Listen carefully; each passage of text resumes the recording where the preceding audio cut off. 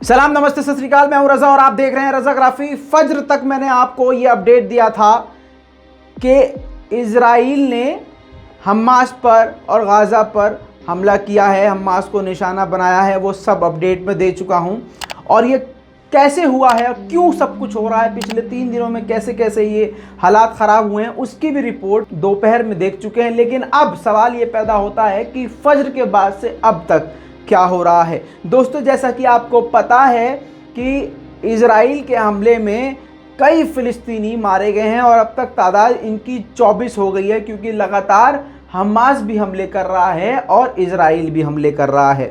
दोस्तों, हमास ने कमाल ये कर दिखाया है, गाज़ा ने कमाल ये कर दिखाया है कि कमज़ोर होने के बावजूद, ताकत कम होने के बावजूद, जाहिर सी बात है जब एक छोटा सा कोई इंसान बड़े से कोई शख्स पर हमला करता है तो कहा यह जाता है कि इसमें हिम्मत उसकी ज़्यादा है जिसका जिस्म छोटा है, जिसकी ताकत कम है। लेकिन बात जज्बे की होती है, बात हिम्मत की होती है। शरीर कितना भी बड़ा हो जाए, सीने में जिगर होना चाहिए लड़ने के लिए। और जिगरा तो भैया फ़िलिस्तीनियों का इतना है कि मारे जा रहे हैं, कत्ल हो रहे हैं, लेकिन शेर की तरह लड़ रहे हैं, बिना हथियारों के लड़ रहे हैं। ऐसे में उनकी मदद के लिए सिर्फ़ और सिर्फ अल कस्साम ग्रुप, जो कि हमास का है, जो कि गाज़ा से अटैक कर रहा है। अब आप जान लीजिए कि फज्र के बाद से क्या हो रहा है।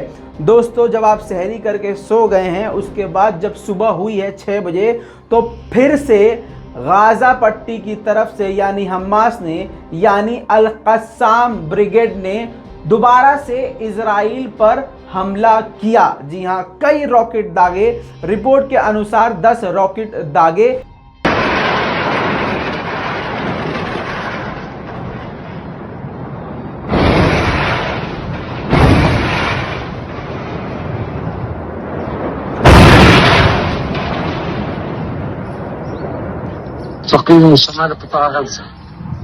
हालांकि 250 रॉकेट कल से अब तक हमास इजराइल पे दाग चुका है। इतिहास में ये पहली बार हुआ है कि इजराइल पर 250 मिसाइलें एक ही दिन के अंदर दागी गई हैं, वो भी A-20 मिसाइल। जी हाँ दोस्तों, वो आप गूगल कर लीजिएगा। बताया जा रहा है कि ये जो मिसाइलें हैं ये ईरान के द्वारा बनाई गई हैं और अल कस्साम ने इसकी जानकारी खुद दी है कि ये ईरानियन मेड है। दोस्तों, इसके आगे आप बढ़ जाइए। अब क्या हुआ है, जब इधर से हमला इजराइल पे हो रहा है तो ऑब्वियसली इजराइल में हाई अलर्ट है और इजराइल ने कई सारी मिसाइलों को हवा में ही रोक दिया है। पहले वो तस्वीरें देखिए जिसमें कई सारी मिसाइलों को, हमास की मिसाइलों को रोका है। लेकिन इसमें मज़े की बात यह है कि कल तक ये लोग झुठलाते थे कि नहीं, किसी ने हम पे मिसाइल नहीं मारी। लेकिन देखिए हमास की इतनी हिम्मत कि उसने एक साथ दर्जनों मिसाइलें इजराइल पर दागी।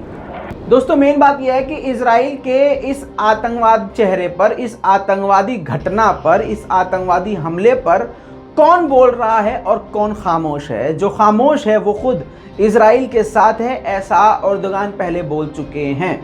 दोस्तों, इस बीच में UN ने कड़ी निंदा कर दी है और इजराइल के कान ऐंठ दिए हैं। कुल मिला के बात यह है कि UN के चीफ एंटोनियो गुटेरेस ने साफ साफ कहा है कि इजराइल को ये यानी हमले रोकने चाहिए। दोस्तों, इतना ही नहीं, UN में कल रात इमरजेंसी मीटिंग बिठाई गई जिसमें UN ने इजराइल की कड़ी आलोचना करी है। UN के चीफ ने यह भी कहा कि फिलिस्तीन के लोगों पर और शेख जर्रा पर लगातार जो इजराइल जुल्म कर रहा है वो इंसानियत के खिलाफ है और इजराइल को ऐसे हमले जितनी जल्दी हो सके रोक देने चाहिए। लेकिन आप ये जानते हैं, एक शैतान है, उसके ऊपर एक सनक सवार है कि मुझे मस्जिद अक्सा को हासिल करना है। नेतन्याहू सत्ता हार चुके हैं, उनकी सरकार नहीं है। अभी आप जानते हैं कि पिछले कई महीनों से नेतन्याहू के खिलाफ ही इजराइल में प्रोटेस्ट चल रहा था। अब उनको अपनी इमेज ठीक करनी है तो वो शैतान अपने इजराइल के लोगों को खुश करने के लिए, ज़ियोनियों को खुश करने के लिए लगातार जुल्म और सितम कर रहा है। दोस्तों, यूरोपीय यूनियन फॉरेन पॉलिसी चीफ ने कहा है कि ये जो इजराइल कर रहा है और शेख जर्रा से लोगों को मार कर निकाल रहा है, मतलब इंतहा ये हो गई है कि जो लोग वहाँ रह रहे हैं उनके घर में इजराइल के लोग घुस जा रहे हैं बंदूक के साथ, उनको मार पीट के भगा दे रहे हैं। तो ये बात पूरी दुनिया को हजम नहीं हो रही और इसके खिलाफ अब ईयू ने भी अब इसकी कड़ी निंदा कर दी है। अब अस्कलान को ये टारगेट किया गया है, इसराइल का अस्कलान एरिया, जिसको हमास ने धमकी दी है कि अगर अब फिलिस्तीन पर या हम पर हमला किया गया या बैतुल मुकद्दस के आसपास फिर से कोई हरकत करी तो हम अस्कलान को तबाह कर देंगे। उसी अस्कलान में हमला हुआ। अब आप इस वीडियो में देख सकते हैं ऊपर की तरफ से भी मिसाइलें गुजर रही हैं, कुछ मिसाइलों को इजराइल रोक पा रहा है और कई मिसाइलें इजराइल पर गिर भी रही हैं, लेकिन मिसाइलों का गिरना छुपा रहा है, लेकिन मिसाइलों को तबाह करना हवा में इजराइल अपने प्रोपेगेंडा के जरिए ये दुनिया को दिखा रहा है कि हम पे कोई नुकसान नहीं हुआ है। लेकिन इस हमले में इजराइल के 7 इजरायली लोग घायल हैं, लेकिन मरने की संख्या छुपा ली गई और कई सारी बातें इजराइल छुपा रहा है। दोस्तों आप ये देख सकते हैं ऊपर से तो मिसाइल जा ही रही है, लेकिन आप ये देखिए अगला एक फोटो जारी किया हमास ने और लिखा एक तरफ उनका मकान है, एक तरफ इनका इलाका है, और कहा है कि हमारी कॉलोनियों पे बम मारोगे तो हम भी तुम्हारी कॉलोनी को तबाह करेंगे।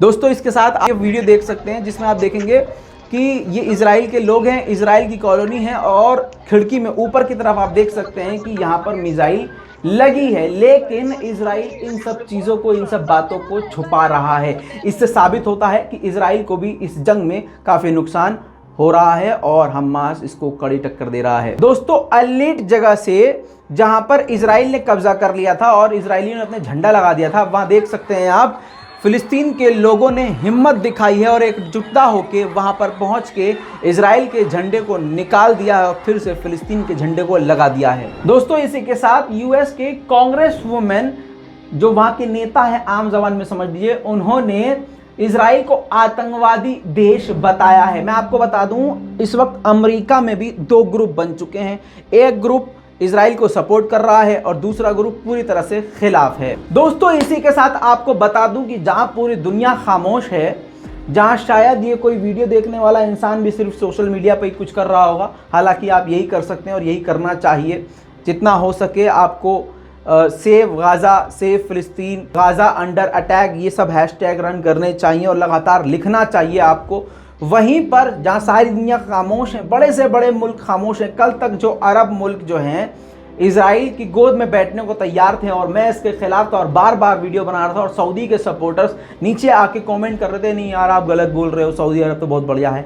अब आप देख लीजिए कि कोई भी अरब मुल्क नहीं बोल रहा है, जी हाँ, बल्कि ओआईसी ने ये स्टेटमेंट जारी किया है, लेकिन स्टेटमेंट जारी करने में और जो दिल से परेशान होता है उसमें फ़र्क दिख जाता है। दोस्तों रात भर लगातार एर्दोगान के बयान आते रहे हैं और लास्ट नाइट जब आप और हम सो रहे थे और वहां पर जंग चल रही थी तो एर्दोगान लगातार दुनिया भर के मुस्लिम कंट्री से फोन पर जुड़े हुए थे, जिसमें अभी तक जो जानकारी मिली है एर्दोगान जॉर्डन, कुवैत, फिलिस्तीन और हमास के चीफ से, इन सभी के लीडर से लगातार रात भर कनेक्ट रहे थे। साथ में वहां की आवाम, तुर्की की आवाम सड़कों पर उतर चुकी है और लगातार प्रदर्शन कर रहे थे और आप और हम घर में सो रहे हैं।